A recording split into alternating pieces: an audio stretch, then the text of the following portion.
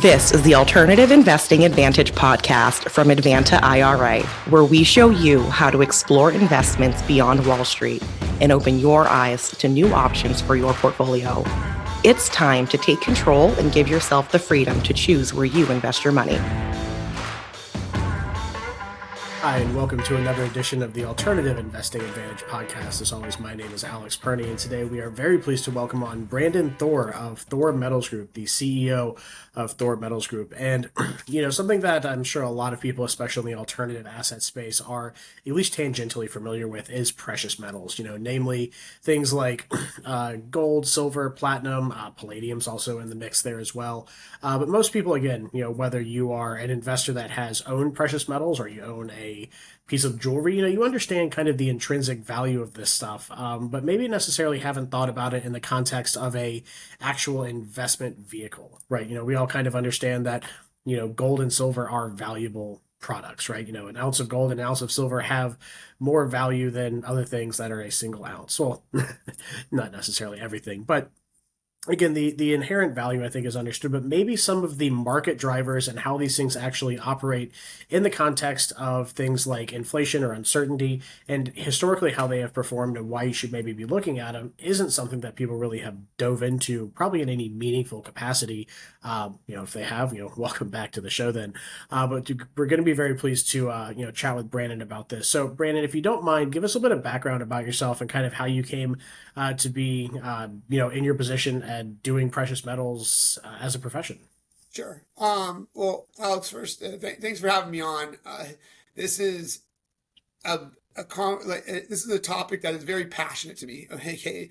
Now, granted, I own a gold and silver business, so I mean it should be, but in particular, what you kind of highlighted, which I'll get into in a second, which is the disconnect between people's understanding of the value of gold versus people that actually invest in it. But my background is I went to USC. I'm from Southern California. I went to actually USC Law School and got my MBA there. Found out real quick I didn't want to be a lawyer, clearly, so I just stayed in school. And then I was an investment banker at Guggenheim Partners. One of my friends from business school was in the metals field space, and he was going to start a dealer, so he recruited me to be one of the incepting brokers there, and the rest is history. So I was basically indoctrinated into what I would say the religion of gold and silver. The belief of it as a powerful alternative to fiat dollars and also as an investment, and that's where I started my career. So I worked there. I worked my way up to SVP. Worked at another national firm as the managing director, and then I started Thor Metals Group to fill some holes in the industry that I discovered could be filled, and to offer mainly education. And this is why I'm excited to be on, because that's what I find is missing. That's the major disconnect that's preventing people from investing in metals. So that's my background in a nutshell here. So yeah. Great. Well, thank you very much for that. And again, I've had a few different people on the podcast before to talk about precious metals, and we've covered a few different topics, but really kind of what I really want to dig into today is a little bit more of the analysis of, what is a reason to kind of look at this stuff. So historically, again, the Romans were making things out of gold, and civilizations before them into Mesopotamia have, attributed value to this stuff, right? So, the concept of this stuff being valuable is understood, but the marketability and kind of how it, fluctuates and might be something that you want to buy at a certain time or sell at a certain time, I think is something that a lot of people just are missing in their vocabulary about precious metals. So maybe let's look at kind of some general historic trends when it comes to precious metals and pricing, right? Like, what causes this stuff to increase in value? What causes this stuff to maybe stagnate? What maybe kind of causes the cooling off of some of these precious metal markets? Sure. So let me just kind of cover one of the topics that you glanced over here, and then we can kind of pivot into the specific questions. So here's the way that I see the world. Gold and silver have been around since Jesus was walking the earth. I mean, it's mentioned in the Bible 431 times. It's overseen the rise and fall of, empires, thousands of different currency systems. You mentioned, Roman Empire, and yet there's less than 1% of the investing public that actually owns it as an investment, investment grade coins and bars. And here's the deal. When you really want to unpack that, especially with the fact that it's not arguable that gold and silver have value, will always have value, and have an incredible track record of consistency. Then you got to understand who would not benefit from you buying gold and silver? And that's when you get your answer, okay? And then you look at the banking system. So any money you put into gold and silver is money that goes out of the banking system, right? And they want your money so that they can lend it out, fractional banking, everything like that. Okay, so the banking system does not want you investing in gold and silver. Now you have Wall Street. Wall Street makes their money on fees, assets under management, trading, equities and bonds and whatnot, selling you annuities. So that's their revenue model. They do not make money on physical gold and silver, just a passive investment, just sits in storage. And then finally, you have the U.S. government. Okay, so the U.S. government produces dollars. Now, investing in physical gold and silver is a referendum on the dollar. It's basically you saying, I'd rather store my wealth in physical metal than these loans backed by a $37 trillion debtor, which makes a ton of sense. So when you have two multi-trillion-dollar industries and the most powerful government in the world not wanting you investing in something, well, that gives the situation which we have now, which is an investment that is just so well known with no counter argument as to its value, but yet nobody really invested in it. And I call it the secret investment hiding in plain sight. Now, to your specific question, which was what drives value, as far as kind of where it stagnates and where it doesn't. Well, here's the thing. There's three factors that I tell my clients to use as a rule as far as what drives gold and silver or will stagnate it. And the first is a direct one, and that's the power of the currency, okay? So if the dollar weakens, then it just takes more of those weakened dollars to buy that very same ounce of gold. If the dollar strengthens, the opposite, just less of those strengthened dollars, all right? So that's the big direct driver. The second one is going to be equity market volatility. Now, this is an indirect driver, and you touched on something a couple minutes ago, which is, are there instances where the markets go up together or, they have this inverse relationship, and they don't have to have this inverse relationship, but when there is volatility in the market, when the market does go down, then people run to safe havens, physical gold and silver being, a very efficient safe haven. So that's why you tend to see that trend. And finally, the third thing is geopolitical uncertainty. All right. So gold and silver, as much as people might, not invest in it in normal circumstances, like they say, there's no atheists in a foxhole. Well, there's no people that don't believe in gold and silver when the world is in chaos, right? So whenever there's, North Korea launches a nuclear test or something happens domestically, whenever there's any craziness in the world or domestically, people run into safe havens, gold and silver being the one thing that they can rely on. So those are the three drivers that I would use as my, my strong basis to analyze, when gold's going to do well and when it's not, if that makes any sense.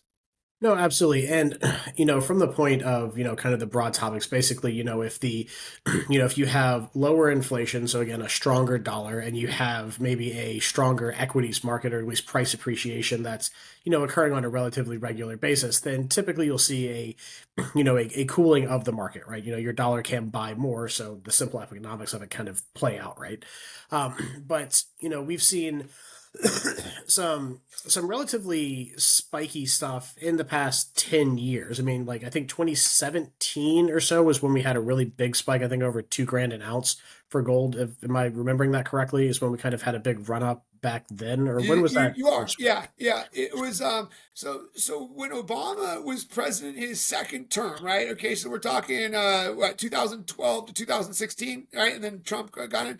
That was when all of that quantitative easing and all of those dovish policies really started to take hold, and the market really started to run, if you remember. So Yeah. that was a really good golden time for the equity market. And so when that's a golden time there, it will, everything is fighting for your resources, right? So you have your resources and you got to choose. And so ultimately, if something looks more lucrative, then you're going to pivot from one to the other. So a lot of money flew out of gold and silver and into equities. Now, when Trump took office in 2016, and you're completely right. So 2016, 2017, that was a big year in gold and silver. And in my belief, because again, nobody really can directly peg this stuff. And that's why it's criticized, because there's not like a, scientific model. But in my belief, a lot of these dovish policies, a lot of the money printing, debt accumulation, a lot of the reasons that the market was stimulated under Obama started to really take shape in the form of inflation when Trump took office. And so, you'd see gold and silver spike like they tend to do when you have these inflationary times. So you saw that really nice run up in 2017, and that's what you're seeing now. I mean, the last, 4 or 5 years has been terrific. Gotcha. And historically, and how sticky is the price point of gold? Because again, there's it's a tangible asset, right? It's never going to go to zero, and it's always going to be worth, it's something, and probably a considerable amount, especially looking at gold. Silver definitely is a little bit more of a flux because one, there's more of it, it's easier to produce, and there's just a lot of it out there. So looking at that perspective, when we have price fluctuations in this stuff, relatively, how spiky can it be? Because people, right now, the big fear is we had, running up into December or maybe into the early January, like you could basically just throw a dartboard at the stock market and make 10%, right? Yeah. It was like the S&P was like almost 50% on the year last year. It was like you had to try not to make money. Sure. And people right now we're seeing pretty extreme volatility. I mean, 2 weeks ago, I think we had the largest single dip since COVID. I mean, it might have honestly surpassed like the worst day during COVID. Yeah. So people are really starting to open their eyes, and say, okay, like we have a lot of volatility. Is it going to be very sticky? Who's to say? I mean, ideally, no matter what side of the aisle you're on, you would hope that things stabilize and aren't as peaky and the like. So, when it comes to the price point of something as tangible as precious metals are, how sticky do the price points tend to be? I mean, you might have like a big run up, but like, what are some of the typical things that people see when it comes to like the spikiness of it? Is it something that goes like in 1% to 2% swings or 10% swings? Like, what are kind of the things that people can expect if they're looking to make the foray and the jump into precious metals? Yeah, I mean, look at so the big thing that in my experience, my 12-year career, all my research on the market, the big thing that I think people can hang their hat on as to this market will go up, this investment will go up if this is the environment is just uncertainty. Okay, so when Trump was elected, as inauguration approached, and now after inauguration, when you see Doge and you see all this stuff, no matter what side of the aisle you're on, it's a massively uncertain time in America, right? And people, they don't know which way is up. They don't know, what direction is, I mean, literally which way is up. I'll leave it at that. And so what has gold done? Well, gold is up almost 20% just since January 1st. I mean, that's shocking. So we're not even full 3 months into the year. So, you're going to see those really big spikes in metals when there is a very large amount of uncertainty, right? And when it reaches kind of a palpable critical mass. And I feel that that's where we're going, as far as, some of the division here, and some of the policies and just change, in general. And then you look at internationally with the situation in Ukraine and, you enter China in there. I mean, I can go on and on. I mean, this is just it is not a time where the world's holding hands and singing kumbaya. So, I mean, this is going to always be sticky for metals. And historically, that's when you've really seen drive ups in metals, is when you've had these types of things. COVID was another good example. I mean, a sticky situation, a lot of uncertainty, and boom, metals just went through the roof. Yeah, absolutely. And also to the point, I think that one of the, and maybe your perspective on this as well, but from my viewpoint, when I see people coming in to invest in metals, one of the things that most people, try to, kind of wrap their head around is that, it's typically either going to be some type of long-term hedge, right?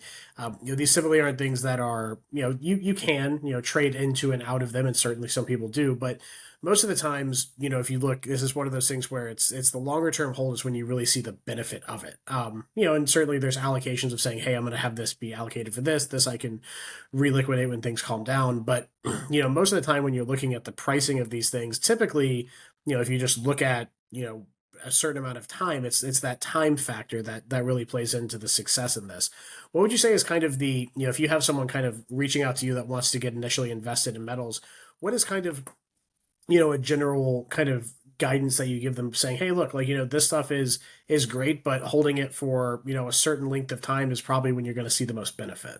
Yeah, great question. And really the guidance that I give, I mean, let's put it this way. Right now might be a bit of an outlier as far as maybe giving up a little of that runway, but generally it's about 3 to 5 years is your sweet spot, okay, at a minimum. So you want to look in that range, and ultimately, hey, if things still look just as uncertain after that 5 years, then great, you can extend it out. But 3 to 5 years, I believe, gives you enough runway to account for short-term, irrational volatility, short-term ebbs and flows, and will really allow the metals market to do what it does during the environment that you are expecting, and that's why you're ultimately investing in gold and silver, if that makes any sense. So that's kind of the sweet spot that I always tell my clients. Don't use money that you're going to need for your mortgage in 6 months or anything like that, because hey, even though you might be right on gold and might hit it on the head as far as why gold's going to go up, what was it Ralph Keynes that said markets are forever rational in the long term, but they're irrational in the short term, and they're irrational longer than you can stay solvent. So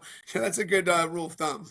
Yeah, and also from that same perspective, if you look at a lot of different, times of instability in the market, whether it be recession periods, we really haven't had. They've hesitated to use the word depression ever, except for the 30s. But whenever you look at recessionary periods, I mean, strong volatility and longer term depression of markets typically has a 3 to 5 year run out till you start seeing a climb out of that hole, right? So it's not the hardest concept to wrap your head around of saying, hey, look, if you're investing in something that's a hedge against this instability and, uncertainty in times, the same kind of markers that you can use to trend markets over a long enough period of time, about 3 to 5 years, to really kind of get back onto a steady footing and out of the issues that were being caused by whatever caused it to go wacky in the first place, is relatively analogous, which again I think is anytime you can kind of break down some of these more complex like market analysis things to just blocks of time and say, hey, look, like historically, look at this, like you don't have to be super keen on this to understand that these kind of things typically work out the way they do. So when we're talking about precious metals, again, there's a lot of different there's again 4 major options, right? Gold, silver, platinum, and palladium to a point, which certainly is precious, but just most people are kind of focused on the gold, silver, and platinum as far as the investments go. Are there any real differences between them? I mean, we kind of keep using gold as kind of the moniker when we're talking right now, but is there any real difference between the pricing of them interrelated as it relates to what we're talking about, whether it be instability, inflation, uncertainty in the markets, and geopolitically? Do they operate differently in one from one another? Yeah.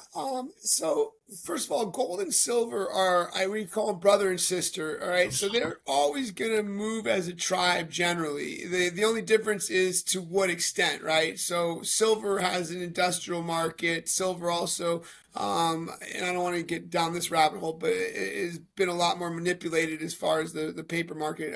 So, I mean, with all this, silver's just been more volatile, right? But when metals are going up, they're both going to be going up. And when they're going down, they're both going to be going down. There's never a situation where gold's up 80% and silver's down 10, So a good example, after the '08 crash, metals had a good run, right? People ran to safe haven. So gold was up 230%, silver was up 500%. Now, when metals came down off that high, gold went from 2,000 an ounce to 1,000, and silver went from 50 to 12. So again, it's just that volatility. Now, platinum, that's a tough one to peg, because platinum, a lot of its industrial use is these catalytic converters, okay? And the catalytic converters, and this, by the way, this is the relationship between platinum and palladium, because platinum is in diesel-based catalytic converters, palladium is in petrol-based catalytic converters. So you have these green initiatives and just a lot of different factors there. So I say those are a bit more exotic of metals. The major macro reasons why you'd want to be in metals, which is there's an intrinsic value, it's a physical asset, it's a closed system. They're going to hold true, and in the most desperate of times, as far as inflationary times, you're going to see everything drive up in the metals world, simply because people are looking for something to anchor their wealth, right? And not have it be subject to the whims of the dollar. But But platinum and palladium, again, they're a bit more of a moving target to hit because of that, that relationship with catalytic converters, and also because platinum is used a lot militarily. So because of that, there's a strong interest in sometimes, capping that price or suppressing that price simply just because it needs to be bought. Every missile ever launched has platinum in it. So, you can imagine, the strong demand when there's some, military conflicts occurring. That's really interesting. And just do you know? I mean, that's definitely a tangent. But what for as far as like defense goes, what part of a missile needs platinum? Yeah, it's the catalytic converter because missiles are like, they launch. They're like The rocket motors need it. Yeah, I mean look at. Now you're going again. I mean, I was about to say above my pay grade, but maybe just a different expertise altogether. Yeah. But I know that it is a projectile. So the same type of technology that platinum is used for in a catalytic converter is the same type of technology that makes a missile go. And so it's a strong component, and we could call it that. We could bring an engineer in, and he can explain it. But yeah, it is an interesting fact. And then helicopter blades and stuff like that. So when you add all that together, and you know that we're in a pretty highly contentious time militarily. That's why have you not noticed that, platinum really hasn't kept up with the other metals as far as its run? I mean, gold's been the best in show. Silver kind of lagged, and now we're seeing it break out, but platinum just kind of stayed. And that's simply because of that, that strong military use and the motivations there to keep that price, reasonable. Yeah, I didn't want to go too much of a tangent. I never really had heard that before, and I'm always interested to learn something new. So, so again, kind of coming back to, and what I think most people are probably most interested in learning more about being gold and silver, right? Just making sure we have a well-rounded viewpoint of what people, as far as at least what the IRS considers precious metals, right? To be as those four, and then really the two that mainly people focus on. Now, there's we're talking about geopolitical stuff when it comes into affecting price points and what maybe drives this stuff. But another component that I'd be interested to get your take on is that I think most people understand that governments, for lack of a better term, hoard physical precious metals. We don't back our dollar by it anymore, but we have places like Fort Knox and the Federal Reserve Bank in New York and different places where massive amounts of government precious metals are stored. Is there any type of like movement or liquidation or push to get those back out into the markets? Or do governments typically just hoard that, or does that really play any major role in the precious metal markets? Yeah, listen, you touched on something that is a concern of mine as a business owner in this industry, but also would be a concern of mine if I was a potential investor in metals or saw the concerns that would make me an investor in metals, and could see myself owning metals for those concerns. And here's the thing, there's only so much gold that's ever been produced. Okay, it fits in 3 Olympic-sized swimming pools. All right, and that's it. And so when you see these central banks stockpile it, China, in particular, the last decade, they're not putting it back on the market when gold runs 10-15%. They're not locking in that trade and cashing in the profit. I mean, it's hoarded for a reason, and the reason is because it's a great way to collateralize the currency. It's a great way to add credibility to their their economy, their currency system, and things of that nature. So the worrisome thing about me as somebody that sells metals to the retail market is as more and more stockpiling is occurring, and also experiencing what happened in COVID. Now, granted, there was some factors in COVID that don't exist now, which are, the manufacturers and the mints were shut down because of COVID. But at the right level of demand, there's just not enough to go around the retail market. And that occurred during COVID. I mean, I had a very large order that would have been a nice commission, nice payday for me. And it was very hard to source, and we're not talking large like billion, we're talking like a $30 million order. So think about it, if you got a couple big players trying to get metal, there's just simply not enough to go around. So my concern is actually that, I mean, as that hoarding continues, that metal is gone for good. It's not being put back on the market. And I'm noticing that I think they're just trying to keep chipping away. And then when they have that critical mass that they feel that they probably can't get anymore, that's probably when we're going to see, either a complete collapse of the dollar or, an ushering of a new currency system. And there'll probably be some connection with gold. And then you'll see gold skyrocket, but nobody will own it because they've cleared out 99.9%. Or at least that's, one of my theories or what I see, as possible. Yeah. So again, from your point of view, like, when governments start buying gold, whether it be China, Russia, the United States, or any European or anyone for that matter, basically it might as well have just been like shot into outer space, right? Correct. These people, have they ever historically pushed it back into the market, or has it basically just been a closed system where like it comes in but it never goes back out? It's a closed system. They never historically push it back in the market. If anything, you know what? I'll take that back. There's one theory, and again, there's so much mystery that shrouds the metals market that it's a theory, and that is that to control the price of gold so that the weakness of the dollar is not fully exposed, right? Because gold is a referendum on the dollar. As gold goes up, you can just see just how weak the dollar is or just how much inflation there is. So if you're able to suppress that, if you're able to make it look like there's more supply, less demand, then you're able to kind of balance, what's going on. And so there's a theory that there's that Fort Knox is empty. I'm sure you've heard this, conspiracy theory.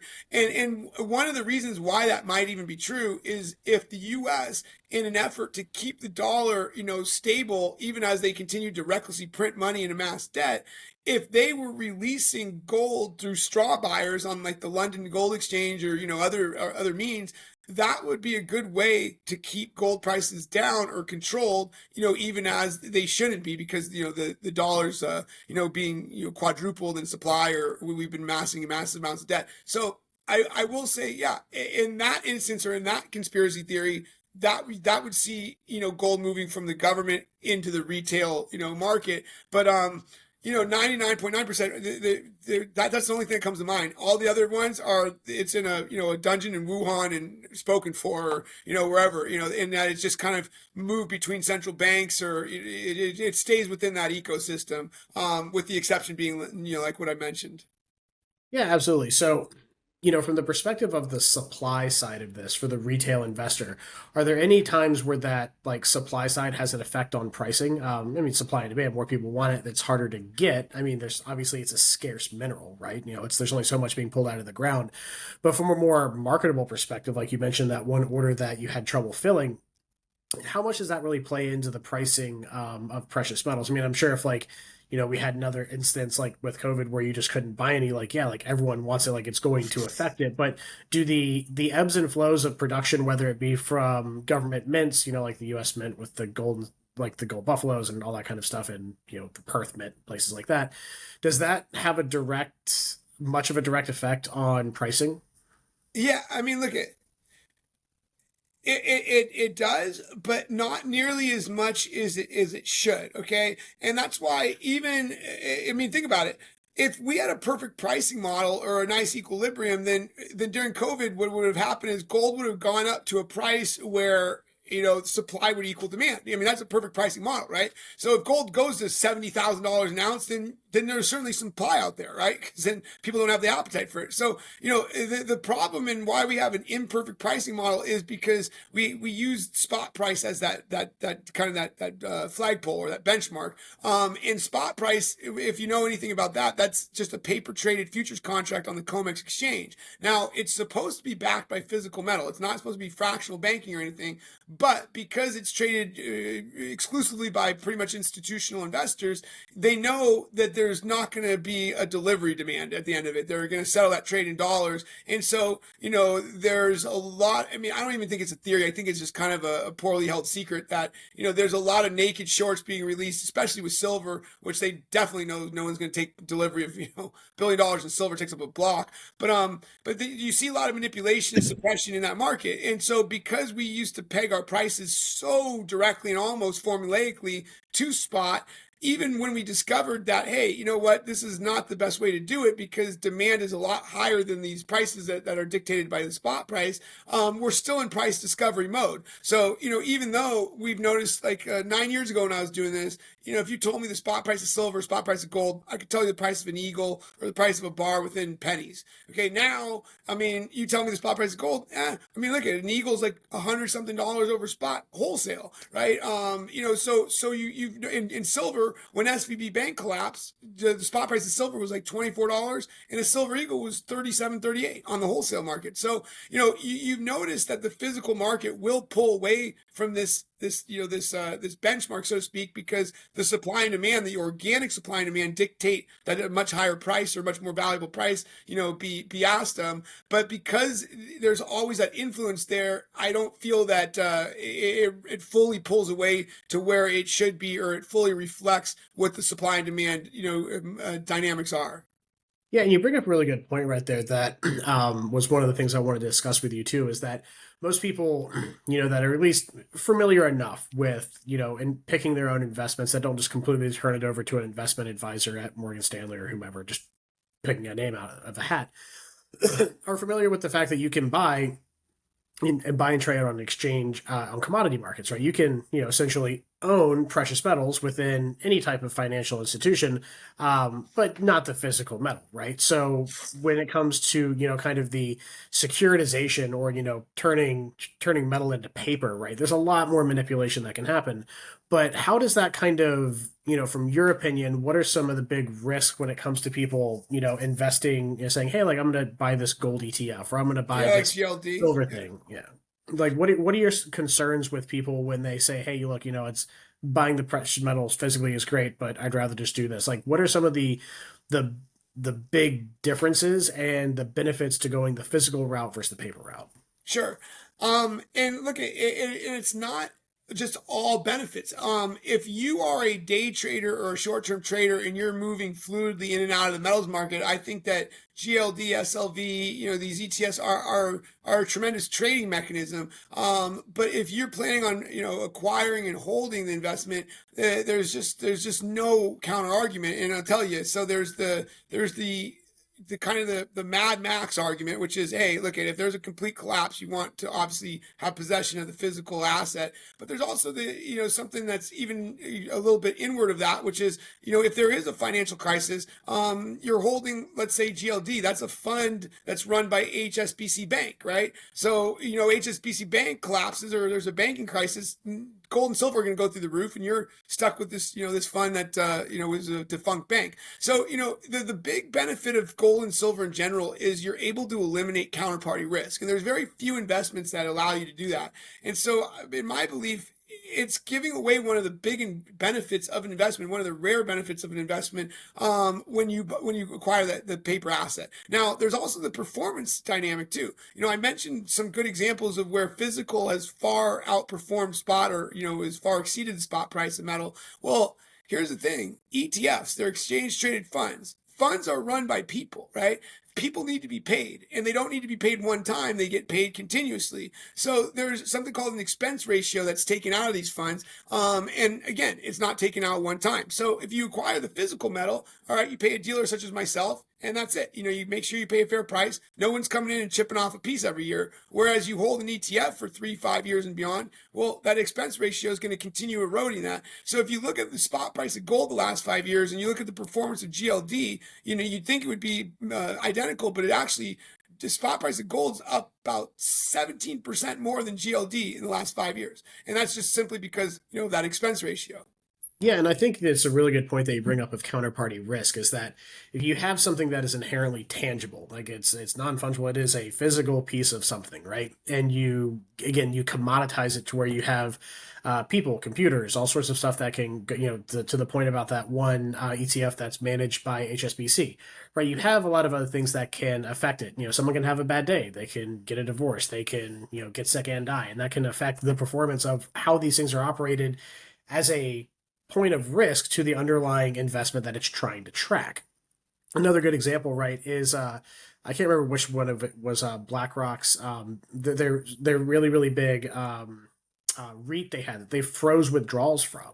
It was pegged to real estate, right? Like real estate was doing very well. So why was that doing it? Well, there's a lot of things about how they were buying in rent rolls and things that were underwater and bought incorrectly. Whereas if you just went out and bought a piece of real estate in the past 3 or 4 years, like again, to that point of like almost being impossible to not make money in the S&P last year, it's almost impossible not to make money with a tangible asset like real estate if you just went and bought the physical piece of real estate. Like you'd have price appreciation, rent appreciation.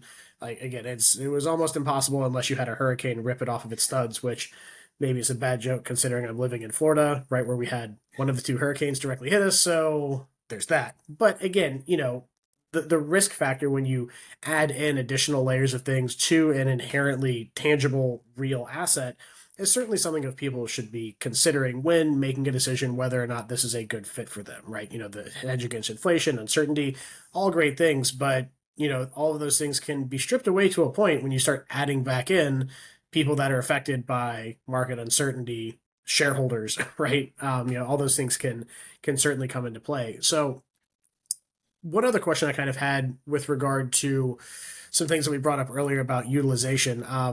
Is there much of a price point driver for gold from the industrial standpoint, like there is for silver? I know silver, again, one of the best conductors of electricity. I think gold is a little bit better, but silver is so much cheaper. They use it in all the electronics. Is there much of a industrial price point driver like there is for gold to silver? It's a good question. And I believe that there's an inverse relationship between price and industrial demand, whereas with silver, it's that industrial demand will drive the price. Gold, in my belief, at least this is how I've been seeing it. If gold gets to a certain price point, then they'll find an alternative. Maybe a poor conductor, or maybe whatever. But it's not gonna drive that price, right? So silver, the industrial market certainly drives the price of silver. Solar paneling, that demand in China, that's going to have an effect on silver prices. And there's, you mentioned it, a lot of other uses for it. Gold, it's if you get the industrial uses for gold, when you get the price up at $3,000 an ounce, they're just going to start pivoting to something else. Yeah, right. It's like this is so expensive. It's like, hey, let's use silver, or let's just find another alternative. Like, it doesn't need to be that good. And unless it's like a fighter jet, they'll find something cheaper. Exactly. Yeah. And honestly, fun point, for military applications, they actually did, because gold was too expensive. When they were manufacturing the F-22, they used a vapor deposited gold layer on the cockpit dome, but it was too expensive when they were making the F-35 years later, so they went to a cheaper material. So even for the military with unlimited funds, sometimes they do cut corners, or they do find other alternatives. But again, the point being, it is so expensive, it prices it out. But big fight. I love airplanes, so it's a fun fact. So now let's kind of look at, what people can buy, right? I think we've kind of covered, why this stuff gets driven, what are the market things that people need to watch out for it, and why this stuff is intrinsically valuable. But, gold is, as long as you're buying a certain purity, gold is gold, silver is silver, but it's navigating that when there's so many choices. You look at, you pull up, any broker's page, you'll see all these different options, right? And it can be a little overwhelming, right? So maybe let's kind of go into, what are some of the common, things that people buy? What are some benefits? What should people kind of watch out for and look for if they're looking to make the switch into physical metals? Yeah, listen, this is, now we're getting to kind of the denouement, as far as, this is why I started this company. I worked in the industry for a decade. And when I mentioned I saw some holes in the industry, I believe that because there is not that readily available education, because you have these really strong industries and strong forces that do not want you investing in physical metals, it creates an abyss where there's not, there's not really a good source or a good way to educate yourself to the degree that you understand it. So you rely on, brokers, and you rely on folks that have a vested interest in you buying the metal, and certainly a vested interest in you buying certain metal where they make more profit and things. So that creates a fertile breeding ground, in my opinion, for predatory business tactics.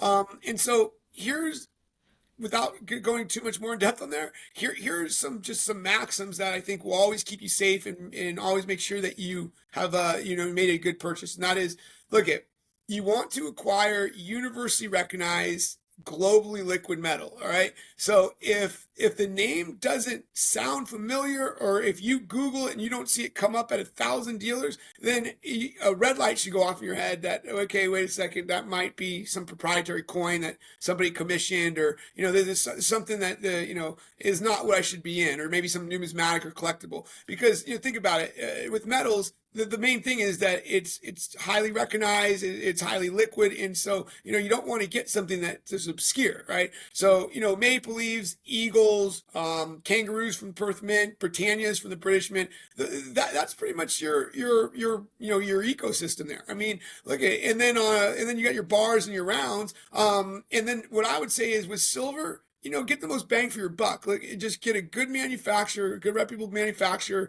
and get some rounds or some bars, so you can stack, the best weight as far as that's concerned. And with gold, you want to get the most credible stuff because that's going to have the best, buyback market. So, whereas with silver, you want to, in my opinion, get the most bang for your buck. With gold, you want to get the metal with the most dynamic demand market, right? It's like an American Eagle, something that's just a global standard. You're going to be well served because when you go to liquidate it, hey, you can liquidate that in Saudi Arabia as quick as you can in Philadelphia, but yeah, as long as you follow those rules and you stick with stuff that, again, everybody kind of knows it's universally liquid, and a good litmus test is just simple Google search.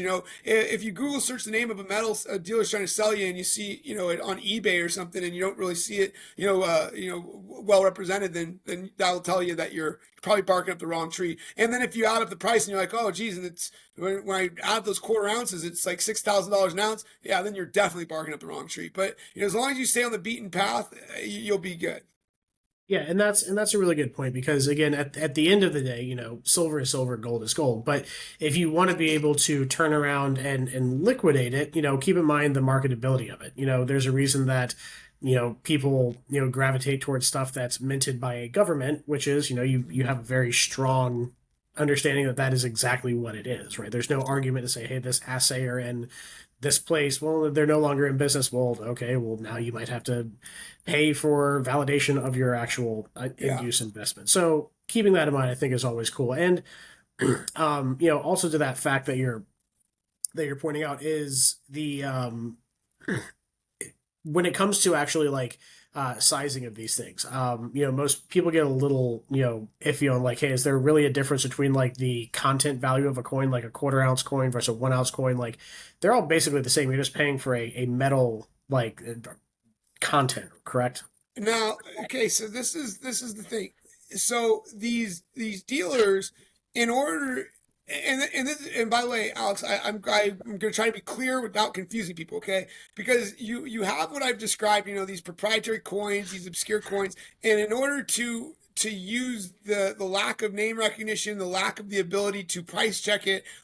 They also like to have these funky weights, so it's harder for you to do the arithmetic as to the fair price, okay? So yeah, in that case, you're not going to get that metal, but it's not going to because it's that funky weight, or because that funky weight, when you add it up, is more than if you got the, an ounce of gold. What you also want to do is once you land on the metal that you're going to acquire, if it's a round or if it's an eagle, you want to look at the metals market. So, for example, we're in a bull market right now, okay? In a bull market, logic would have, as gold prices go up, there's going to be a lot bigger demand market for the most affordable, divisible, and transactable version of whatever it is, of a bar or an eagle or maple leaf. And that's been proven. In fact, I did a research analysis on that over the last 5 years, and I saw that a portfolio of 1 ounce eagles and a portfolio of 10th ounce eagles bought in 2020, the 10th ounce eagle portfolio is worth $116,000 more in market value, because as gold prices have gone up, the demand market for that more fractional weight has increased,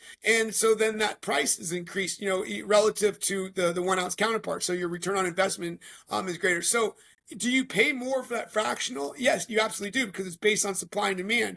Now, do you want to just compare apples to apples and make sure you're paying a fair price in comparison to, what the rest of the market players are charging? Yeah. And if you do that and you follow this theory, do I think you're going to be better served with the fractional weight in a bull market? Absolutely. I mean, that's what history's proven. So, don't throw the baby out with the bathwater just because the obscure proprietary coins tend to come in these funky weights.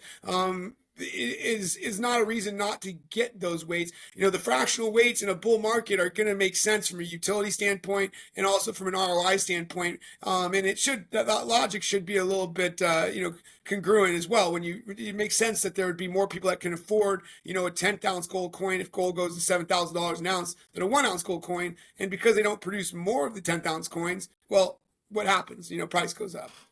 Yeah, no, absolutely. Those are all very valid points. And things that I like, again, whenever I, speak to people about precious metals, is just making sure that you understand there's a lot of options out there.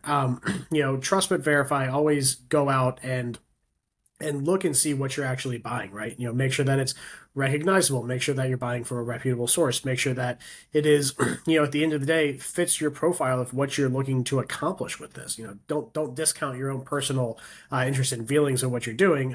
Make sure everything kind of lines up as best as it can. There's no perfect fit. Everything has to be adjusted and compromises made, but just, again, generally use good common sense and, a healthy dose of skepticism when investing into anything, and typically you'll be able to make the best decisions for you with that. I think we've kind of again covered quite a bit of what I wanted to cover with the analysis of precious metals and what people should be understanding about it. Are there anything that we haven't covered that you think are some pretty good cogent points that people might take away from this? We really covered, I think, the four corners of the investment.